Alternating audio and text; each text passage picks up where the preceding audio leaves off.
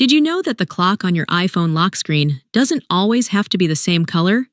In just a few simple steps, you can change its look and completely refresh your screen. In this video, I'll show you how to easily change the clock color on your iPhone. But before we get started, if you're new to my channel, don't forget to subscribe and turn on the notification bell so you'll always be updated when I post new videos. So, at the very beginning, on your home screen, find and open Settings.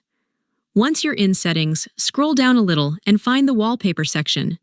When you find it, tap on it. Inside the Wallpaper section, you'll see the current look of your lock screen and home screen. To change the clock color, tap on the lock screen. Once you do that, you'll see different options for customizing your lock screen. Now, tap on the clock to open the settings for its style and color. Here, you can choose from different fonts and colors. Select the one you like the most.